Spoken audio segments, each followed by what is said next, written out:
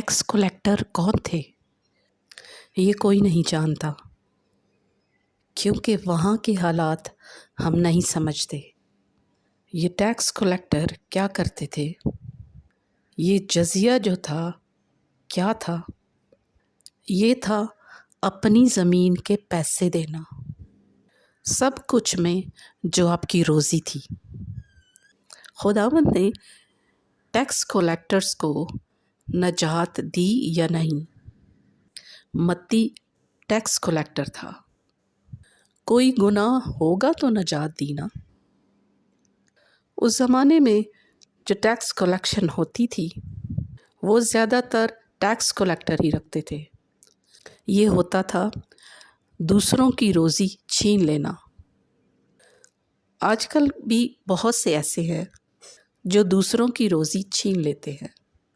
आप नौकरी करने जाएं तो पता चलेगा ऐसा बहुत कुछ होता है।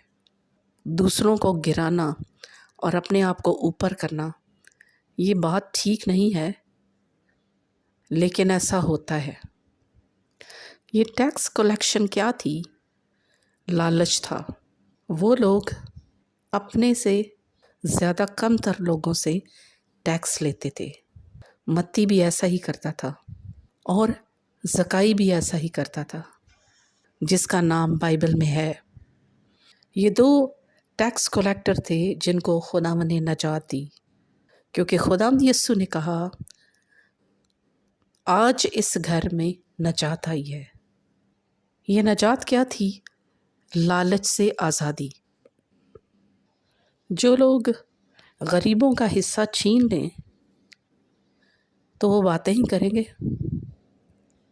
वो कुछ कर नहीं सकते थे।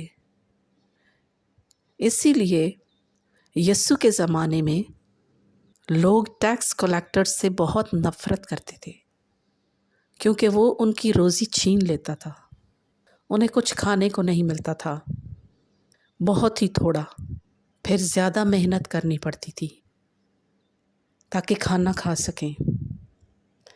बहुत से लोग हैं आजकल भी जो टैक्स कलेक्टर्स की तरह होते हैं। उनको खाना मिलता है या नहीं, तनख्वाह मिलती है या नहीं, लेकिन फिर भी वो दूसरों की रोज़ी छीन लेते हैं, क्योंकि ज़्यादा चाहिए। ये ज़्यादा चाहना क्या होता है? ये होता है लालच। ये मेमन गाड होता है, जो कि देवता था जिसकी पूजा सब लोग करते थे, जो पैसे चाहते थे। ये दौलत की पूजा होती थी। इसीलिए खुदावंद ने कहा तुम खुदा और दौलत दोनों की खिदमत नहीं कर सकते। कोई नौकर दो मालिकों के साथ नहीं रह सकता।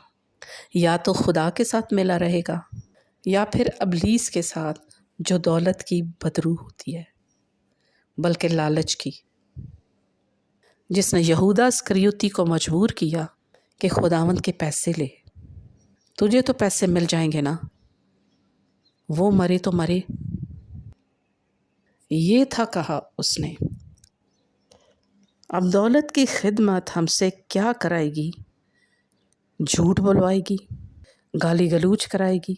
अगर आप पकड़े जाएं तो फिर, या फिर मंसूबा बंदी की जाएगी कि किस तरह से किसी के पैसे ले लिए जाएं। इसलिए टैक्स कलेक्टर्स जो आजकल के हैं, तौबा करें।